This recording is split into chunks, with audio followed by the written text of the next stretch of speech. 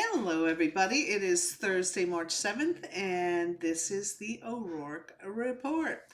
Don't have a lot to report on today, but there are a couple of things I did want to bring up. And we are going to start with I did watch Vanderpump Rules last night, and I said this all season for them that I pray that this is the last season of Vanderpump Rules.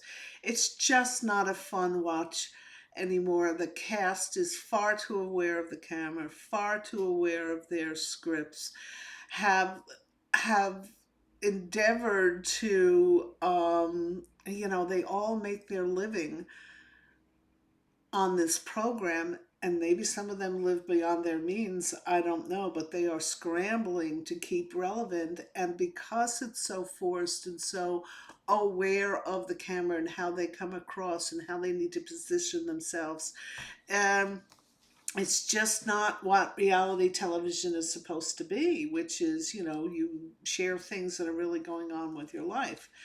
And the last time they had a real moment on that show was, of course, last season when the cameras were down and Ariana discovered the affair on Tom's phone. And of course, you know, a scandal was born, and we went through months of it working up to that absolutely, gladiator moment in the reunion where Raquel was sent out there with the lions, and the other cast members were there to rip her apart. Oh God, it was just horrible to watch, so unbalanced.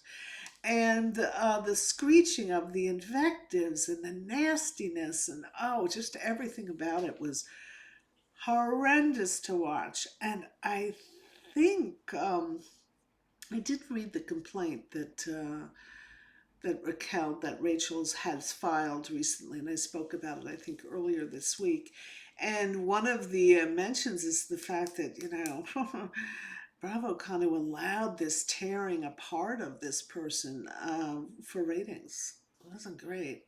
And now we're back to a regular season where they're going to Lake Tahoe, and they're doing meditation, and they're trying to get to their true selves. There's no true selves there anymore, people.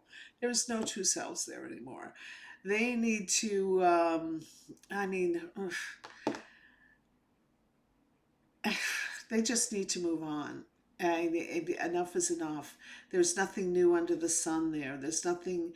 They can't be happy in doing what they're doing. And if they were smart, I hope they've got other things in the fire that they can capitalize on. So, end of Vanderpump. In my mind, Vanderpump Rules is it's run its course. It's run its course, and it's time for it to make a you know exit stage left, as Snagglepuss used to say. All right, other thing on last night, which I didn't watch, but I will watch tonight, it was Beverly Hills Reunion Part 2. I did scroll through Instagram this morning, so I kind of have a gist of what went on last night. And as much as everyone thought, gee, this is Kyle's year to be in the frying pan, no, apparently it is Dorit's turn. And it's funny how quickly, or at least it seems in my mind, that they have quickly turned on one of their comrades. I mean, there were a couple of years there that they didn't dare turn on each other because they had to stick together to justify what they did to Lisa Vanderpump. They were, and this has always been my opinion, LVP was one of the fan favorites. Everybody kind of liked her. She was camp. She was fun. Her husband loved her. She's had great house, pets, the whole thing. Everything was working for Lisa Vanderpump. And of course, that's stuck in the craw of some of these, I always said the soap opera ones. The soap opera ones hated that because, they need to be number one. They need to be, the drama stir and the fan favorites and all that stuff. So during those years when they banded together to oust Lisa Vanderpump or cause Lisa Vanderpump to quit the show, They didn't say anything negative about each other. Well, this year they're turning, thick as thieves. They're turning on each other. And in a lot of cases, in my estimation, Dorit had it coming for a long time because it never sat well with me how she turned her back on Lisa Vanderpump to join in with the other girls in the takedown of the LVP. I never bought her story about the dog. If she truly was a friend of LVP when she took the dog home, little Juicy Juicy Apple Juicy, and apparently the dog was was problematic with her children, why didn't she call up her friend Lisa and say, Lisa, the dog's not working out? Lisa would have taken her back in a minute. But what she did is she dumped it off with somebody else, or she claims she did that, and the dog ended up in a kill shelter. And it came to Lisa Vanderpump's attention, and she was able to get the dog retrieved. And all she had to do was call Lisa and say, Lisa, the dog's not working out. She didn't do that.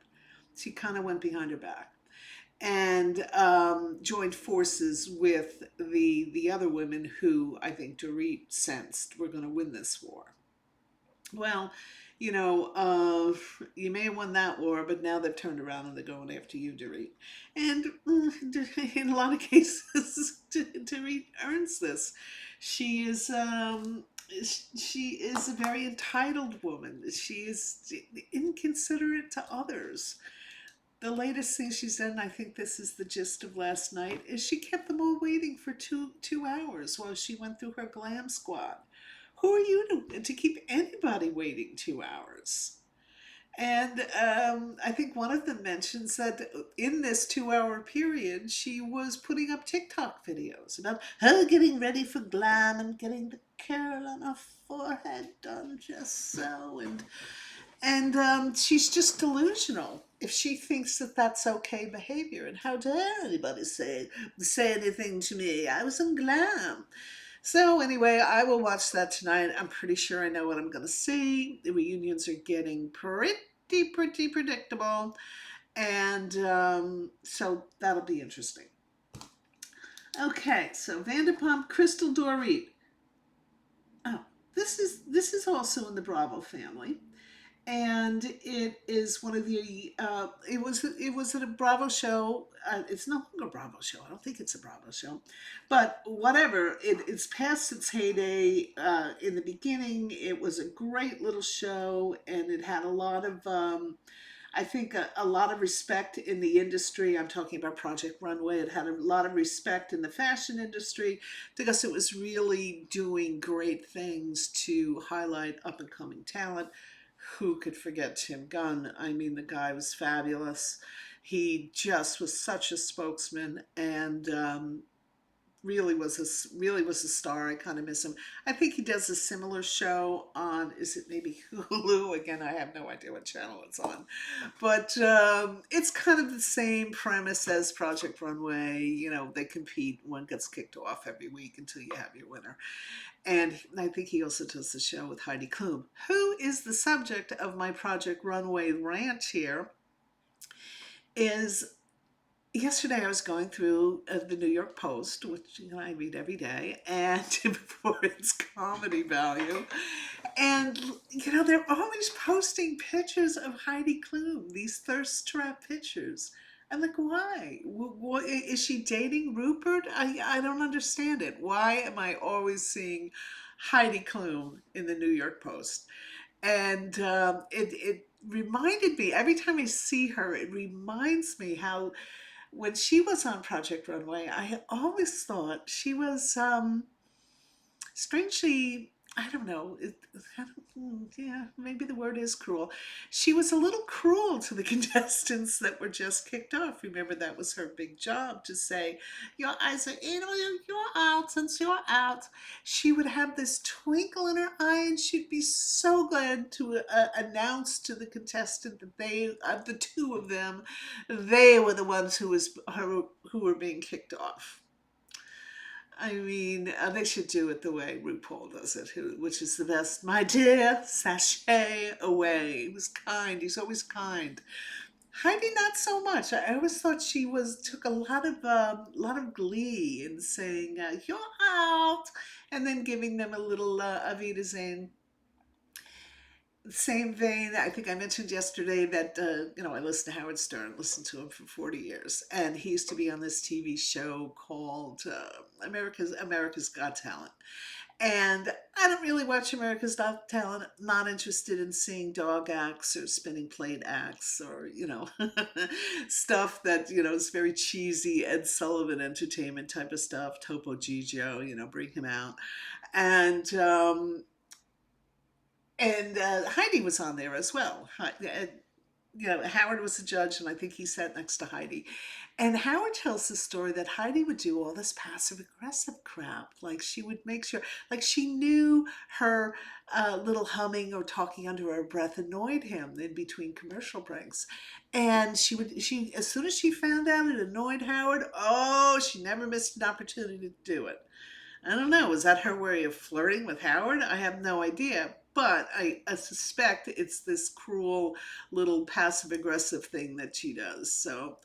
Um, so that makes me wonder every time I see her in the New York Post, I'm like, why? Am I the only one who sees this with Heidi Klum? I don't know. I could be 100% wrong. Disagree with me, put it in the comments. I'll check it out. But that's my 2 cents on Heidi Klum. And the same subject, why am I seeing these pictures of Heidi Klum? Why am I seeing these pictures of Jennifer Lopez? Why is she putting up all these thirst traps? Is she doing something big? Am I missing something? Um, I mean, she's great. I mean, the Super Bowl commercial was really clever and really funny, although that's mostly her husband and the fabulous Matt Damon.